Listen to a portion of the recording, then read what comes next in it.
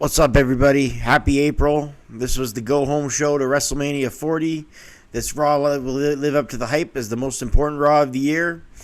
The only Raw close to this importance of the year, of the calendar year, is the Raw after WrestleMania. So, with this big-time build with The Rock and Roman Reigns showing up tonight, it definitely had a lot of hype coming in. It's a new month, already April, with Mania 40 right above us in 5 days. You know, Brooklyn, New York, the Barclays Center was going to be jacked up, amped up, and ready to go. For the first hour, it would be commercial-free. So how did it do? Let's find out.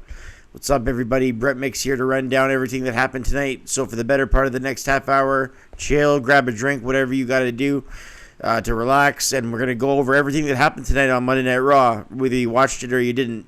From the Barclays Center in Brooklyn, New York, April Fool's Day, April 1st, 2024. The go-home show to WrestleMania 40. So I invite you to subscribe to my channel if you haven't already. And let's get this going. Cole and McAfee on commentary, much like Barrett and Graves on the Friday night brand. They're really in sync. They're working together as a cohesive unit quite well. They're finding their footing chemistry-wise. And Pat McAfee and Michael Cole are really doing a good job on Raw, just like Graves is doing in a play-by-play role. He's doing better than I thought he would. Play-by-play is different than color, and yeah, he's doing a good job. We kick things off with an outside shot of Lincoln Financial Field in Philly. They're putting the Mania stage away together, as it's in just 5 nights, Saturday night and Sunday night. The Rock returns to the ring in just 5 days. Just saying that gives me goosebumps in the year 2024, saying that The Rock is going to be in a match in 5 days. That's really cool. We open with a video package, of course, of last week's epic ending with The Rock beat down of Cody Rhodes with his mama's belt, the message, that deep heart message to Mama Rhodes that didn't have to be this way or like this. Didn't have to be like this, is what he said. A beatdown that went off the air where The Rock dropped an F-bomb and laid the smack it down on Cody Rhodes and busted him open. So he wasn't supposed to be here tonight. But as we all sort of predicted that he would be, Cody Rhodes. The Rock is the one to open up Raw as the crowd still, whenever he comes out. It's still in shock of his appearance. Rock's final boss theme hits and he walks down to the entranceway like the coolest cat around these parts. He's looking all proud of himself. Some of the crowd chant his name as the final boss pauses in the ring before he gets going on the microphone and lets the crowd get their chants out of their system. Rock says, "Boy, I made that boy bleed." Some boos in the crowd now. The what chants went with The Rock at the beginning of his promo, which is really annoying. But the crowd, they want to get what they paid their money. That's why they do the Seth Rollins song. They might find it annoying on TV, but when you're there, everyone wants to be a part of something special. They want to be a part of something unique. That's the only reason the what chants continue. The same people that do them at live events probably hate them when they're watching TV. But when you're in a crowd, you want to be in a crowd and you want to be the voice of the show. And they want to partake in something cool. And if you've never been to a live event, you don't know what I'm talking about. But if you've been to a live event, you know exactly what I'm talking about. So, unfortunately, the beginning of The Rock's promo had the what chants, but he did get to the point, and they stopped eventually. Rock asked if there was any Cody crybabies in Brooklyn. The fans popped. Rock said they're grown adults crying about Cody being beaten down, and there were some reactions that stopped The Rock in his tracks. Rock then showed different kids crying on social media about beating down Cody. Rock said, "As you can see, stuff like that, it breaks The Rock's heart. However, bring your kids to the TV. The Rock is going to drop some gospel." That's what he said to all the parents with their kids that are sad. Bring them towards the TV right now because the great one is going to drop some gospel on your candy asses. He didn't say the candy asses. I just added that part because I thought it fit. There are moments in life where people talk shit when they shouldn't talk shit, Rock said. Where The Rock says people in life need to be beaten down like Cody. He says they need to be beaten down, and right now, pro wrestling is cool. And he drops that line again. He says the ratings have skyrocketed because of The Rock. Well, that's not exactly true. I mean, their social media numbers are doing great, and the ratings have gone up a little bit, but they're not exactly skyrocketing. And they said they set a record gate for Raw, just over 15,000 people. I don't understand that either, where they've had much larger gates, but maybe they mean total revenue. Maybe the ticket prices included because they sold out. They sold out Georgia Dome. They sold out Toronto, their old Sky Dome, where they had 40 to 50,000 people. But I guess ticket prices, inflation, and all that. Maybe it's domestically the biggest revenue gate wise, and I guess that's what they meant. Rock definitely made this segment moment feel better by mentioning these things. Rock said he didn't come alone tonight too. Just then, the Tribal Chief comes out with the Bloodline, and they talked about his documentary playing last night, saying that if Roman loses, he's gone at WrestleMania. So that added intrigue to the match Sunday night. What's also interesting is seeing Roman pass Hogan for the most Mania main events by headlining Saturday, then Sunday, so he'll be the record-tying 8th, and then the go-ahead 9th. Main event for Roman Reigns. Pretty crazy to think that he even has more than John Cena. But he does. Roman gets the mic from the wise man, Paul Heyman. Roman says, Brooklyn, New York, acknowledge me. Yeet is chanted as Roman starts talking, and then he just silences that and goes, no yeet. He does my family above all. Roman says thanks to his cousin because they're going to have their way with Cody after the bloodline rules. He went above the way that he usually does, and he made that boy bleed. Roman says about The Rock. Roman says thanks to the final boss, and then calls him Uso, his boy. Roman says Cody isn't fit for these shows. He's a politician and did a whole lot of nothing, and then he's lucky to even be here. Roman says it will be crystal clear Sunday night. And just then Rollins' theme hits, and Roman almost looked distracted before Burn It Down was said on in the entrance music on the PA. He looked like something interrupted him, even though the Burn It Down didn't hit right as he did that. Rollins says, you want to pull a beat down on me, you got to fight the whole city of Brooklyn, as he comes to the crowd like an old school entrance from his days in the Shield. Rollins says, you crossed the line last week, and he says he wants a fight. He wants it tonight. Do him and Becky just lay in bed at night and say, what should we say on the microphone, honey? I don't know. I'm the mom. What do you think? Well, Beck, I think we should say that we both want to fight. Oh, that would work. That would work, Seth. Yes, that would work.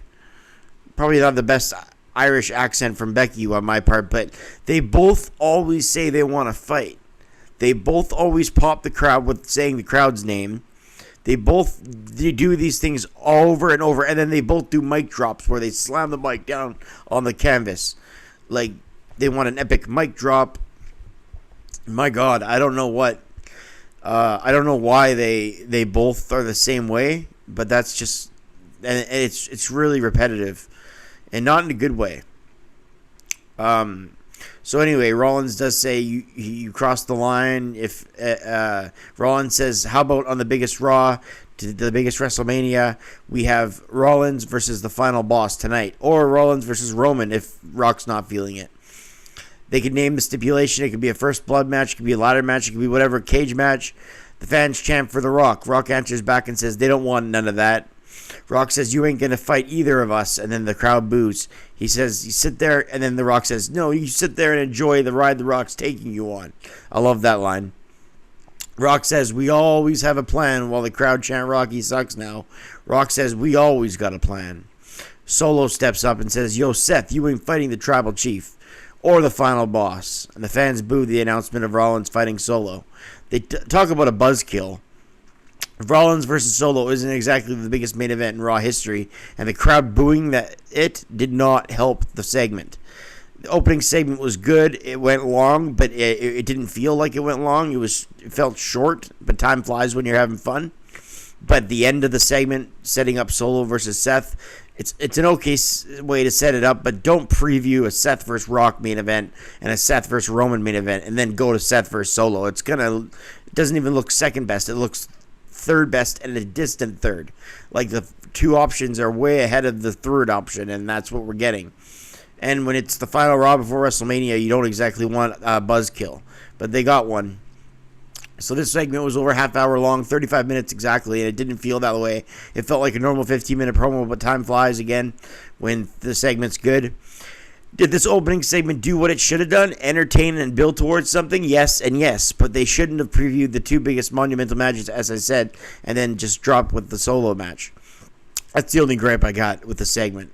I don't think that part of the segment was thought out right when they were writing it and they were proofreading it. I don't think they thought about how it would sound, how lackluster it would sound, coming off of the other two previewed matches. I don't think Seth should have previewed him versus Rock or versus Roman before that announcement, and I think it would have come off better. That's the only gripe I got with the segment. If you can build towards a pay-per-view in a segment, great. But if you can build towards a pay-per-view, a PLE I should call it, if you can build towards a PLE and a match for tonight on Raw, then the segment it crosses off all the check marks. It puts check on all the cross boxes. When you build towards a PLE, you build towards a match later in the show, and you entertain the crowd. You've done all three things you're supposed to do, and that's what the segment did. So, other than the solo part, again, good segment, good opening of the show. We get some women's title build between Becky Lynch and Rhea Ripley, just sort of a preview video because Becky went irate on Rhea when she was on the MMA Hour podcast earlier in the day. So they show a clip of that. The opening match of the night is the DIY and the New Day in an 8-man tag against all 4 male members of the Judgment Day. DIY continued to get no pop. They're awesome wrestlers and continuously put on some of the best performances on Raw in the past few months, yet their theme hits and no one does a thing. It's just complete silence. And their theme song isn't helping it. It's really like, I forget what the opening word is, but it's like it goes like this. That's how the theme goes. And it just, yeah, it doesn't, the crowd, it sounds like a heel theme. It should be something fast-paced, not... it should be something fast-paced to get the crowd jacked. Like, I think of the Rockers. They didn't have the greatest theme, but their theme... Right? The Ultimate Warrior. Right? That kind of stuff. Fast. But when people, turn slow, think about Bayley when she was the hugger. She had that, feel-good theme. And then when she became a heel... her theme went to slow motion. Just like The Rock's final boss. They slow motioned his theme when it becomes heel. That's what you do when you're a heel. You make your theme slow motion. And the DIY theme, maybe I'm spending too much time talking about it, but it seems like it's a heel theme, and the crowd is not popping when it starts. Springboard crossbodies at the same time to start the match. Dirty Dom gets a lot of heat coming in to the match to start things out. Dom tries a 619, and we get 4 suicide dives to the outside.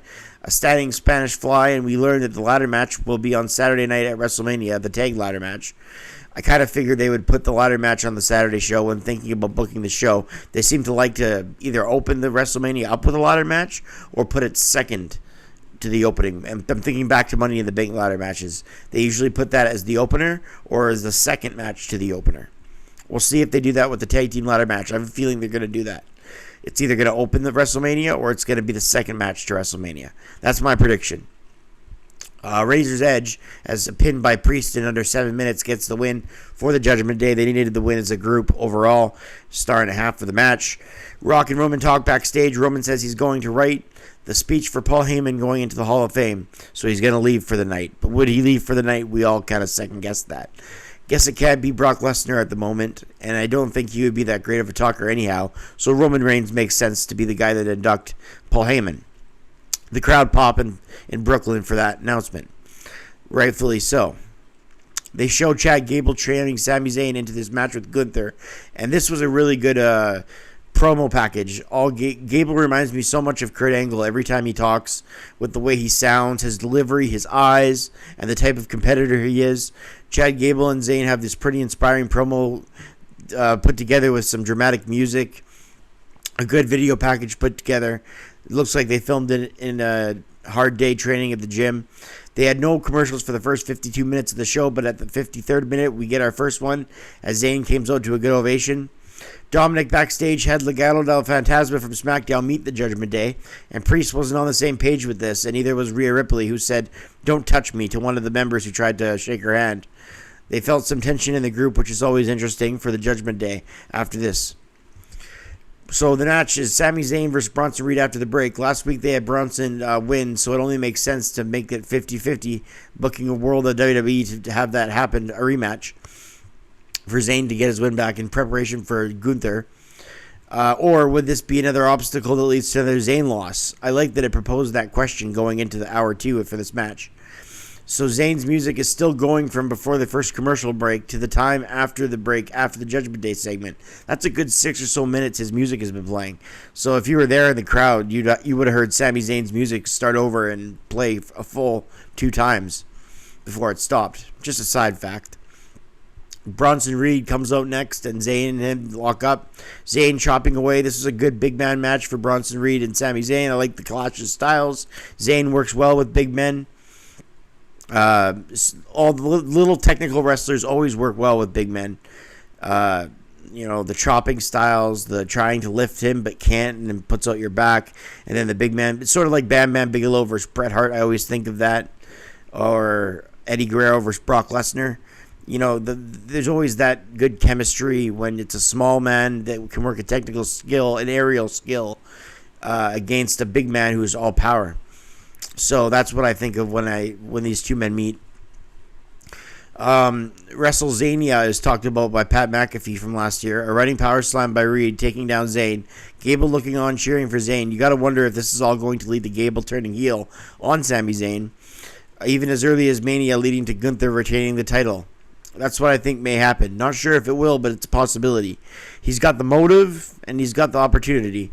An awesome sunset flip powerbomb out of the corner of the ring by Zayn. Reed lifted up, or attempted to lift him up twice, and then his back gets out, like I mentioned earlier, with the big man, little man match. That's a formula that happens.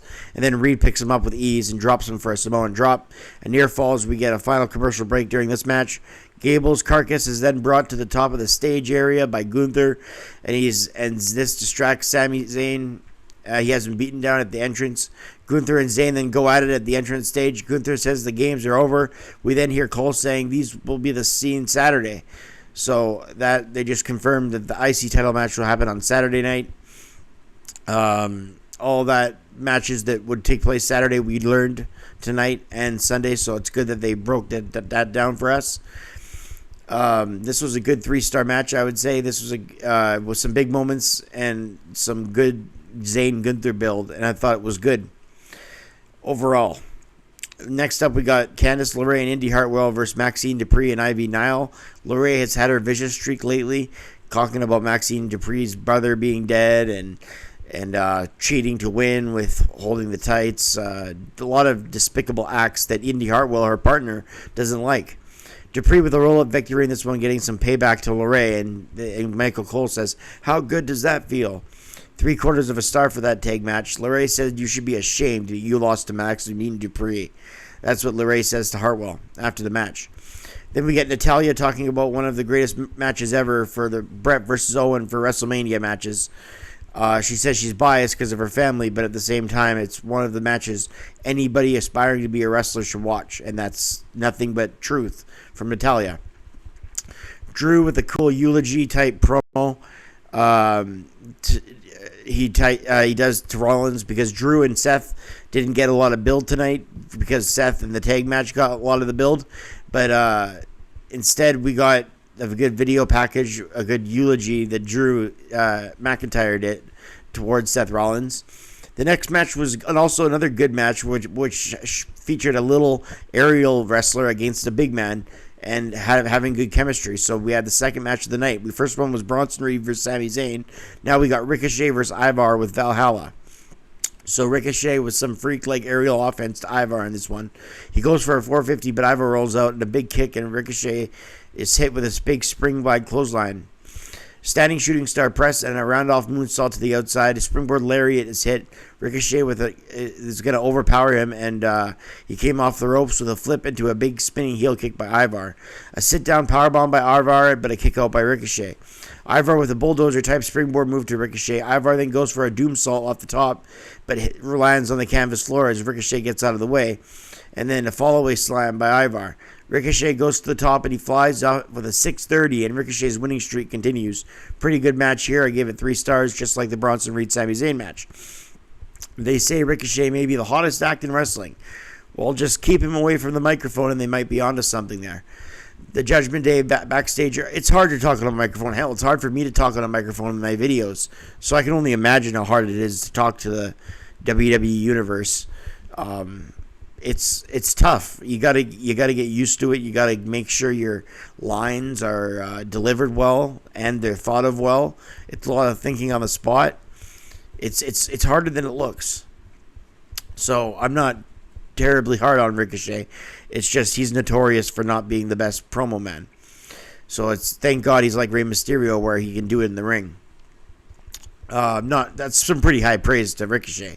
He's not as good as Mysterio was in his prime, but they're both in the same group where they're not known for their promos. Even though Rey's not, I wouldn't say Rey's as bad as Ricochet. The Judgment Day backstage are wondering, mostly Balor and Priest, why the Ricochet issue hasn't been taken care of.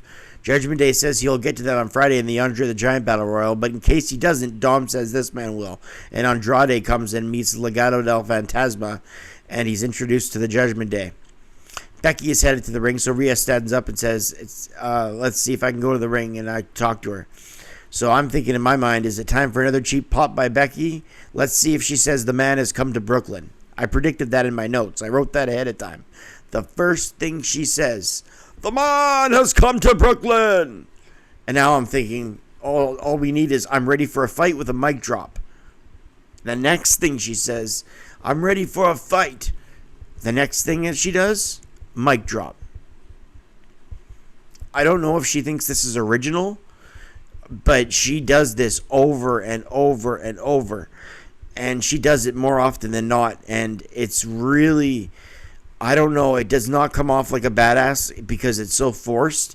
It just comes off like she lacks material. I don't know what, but I get it. It's the go-home show to WrestleMania, so she doesn't want to fight. She doesn't want to wait anymore. All the talking is done, right? So yeah, if she's going to do a promo like that, it's good that it's on this episode. But she's done it before a few times, and it's not anything captivating, and it's not anything riveting. It's not great material. It's cringeworthy in a sense, and it's predictable. Pierce says, okay, I got to be the April Fool here because even Rhea and Becky both wanted to go at it. Pierce says that's not going to happen. He's not going to risk injury before one of the biggest matches to one of the biggest WrestleManias ever. Security comes out with him. Rhea comes down to the ring, and Rhea says she's not having any of that. She throws her women's title at Pierce. Pierce holds the title and gets distracted as Rhea cuts through security, and then her and Becky go at it. Rhea spears Becky down and punches her while security breaks both ladies up. So Becky and Rhea get really hot rivalry going into WrestleMania 40. Damage Control is the most dominant faction in women's history, says Dakota Kai, who also says they are the future. I never understood when the current champions are always called the future. I don't get that. I mean, if you're the champion, aren't you the now? I mean, the Kabuki Warriors are the champion. Io Sky's the women's champion. Aren't they the now? Why? I don't know. It's just something that's always irked me, too. Well, we're talking on things that get on people's nerves. Anyways, a 6-women's tag from Damage Control versus Baszler, Stark, and Nox. A triple German suplex by Damage Control was interesting to start this out. Nox and Baszler with baseball slides, while Stark hits a springboard senton to the outside. Zoe Stark was really impressive in this match. Cole says Damage Control is in trouble, as if that's some kind of interesting line to say before the commercial break. I don't know if some people are going to go, wow, Damage Control is in trouble. Let's keep it on Raw, honey. Damage Control might be in trouble. So, you know what I'm saying. She is a powerful wrestler with some amazing agility as Zoe Stark, and she showcased that in this match. Kairi Sane, the legal woman, hits the insane elbow, and in Damage Control pick up the victory. Nonetheless, even though Zoe Stark was the star of the match, gave the match 2 stars. Little Ladies Tag Match. We got to know what matches take place WrestleMania Saturday. We got to know what matches took place WrestleMania Sunday. Something I like to do, and I'll have my WrestleMania 40 predictions later on this week. Might do it Tuesday, might do it Wednesday. We'll see what happens. And then if there's any matches added on Friday, I'll also make a separate video for that. And I might do a WrestleMania preview video, another video like that after my prediction video. So I can always add the matches there. But for now, it looks like they got most of the bulk of the card made. So I'll be doing that WrestleMania 40 predictions video in the next couple days. Something to look forward to. So the main event of the show is Seth Rollins versus Solo Sikoa. Bloodline rules. Seth runs into Drew and backstage, and he says, "I'm not dead yet." And then Drew says loudly as he walks away, "Yet." Seth throws chair shots at Solo Sikoa and then pulled out what the crowd was chanting for, and that's tables. Solo Sikoa then goes to put Seth through a table, but he lands and hits the thrust kick, and then another, but Solo Sikoa gets off the table and looks to put Seth through it, off the top rope, as he headbutts Rollins, and now Solo with a Samoan drop to Rollins through the table, as the Bloodline rules continue as we go to a break. Rollins has Solo and drives him through the table. Out of the corner, Jimmy Uso with a thrust kick to Rollins, and Cole says, "That damn Jimmy Uso." Jay then comes out as the crowd yeet, and both Uso brothers brawl up the ramp. The Rock then comes out and throws Jey Uso into the WrestleMania sign on the opening stage for the Raw logo, where the opening WrestleMania logo is being put on near the stage. Cody then shows up, and Seth smiles as the fans chant Cody. Cody drops the block. Cody appears on the show after being billed not to appear, but we all kind of thought he would. At least I did. Cody drops blows on The Rock for one of the real first times outside the slap at the press conference. He's actually physically assaulting The Rock to get payback from last week. Rollins and Cody have The Rock on the table on the outside. They both viciously, angrily get the tables and the water bottles off the table. Cody then goes to the Rock through a table, but Roman didn't leave as he said he was going to leave to work on his speech. He goes and he protects The Rock, and he gets him out of a rock bottom through the table. Smart. You don't want to injure The Rock right before 5 days before he comes back to wrestle for the first time in 8 years. So he saves him from that table bump. A Superman punch to Cody, then The Rock sends Cody into the ring, and Roman spears Cody. Gave that match 2 stars and a quarter. That does it for the match portion of the show. After the match, the chaos continued to end the night. They had all the major rivalries blow up. Jimmy and Jay, Drew and Seth, Rock and Roman do a handshake and a hug. Cody and Rock, Seth and Cody versus Roman and Rock, I should say. Cody and Rock took off Rock's belt, and they whipped the living hell out of Seth Rollins and Cody Rhodes for the next few minutes. Rock and Reigns come to the monster villains that they are, come to the center of the ring. Roman holds up his belt. Rock holds up the belt, the whipping belt, while Roman holds up the title belt.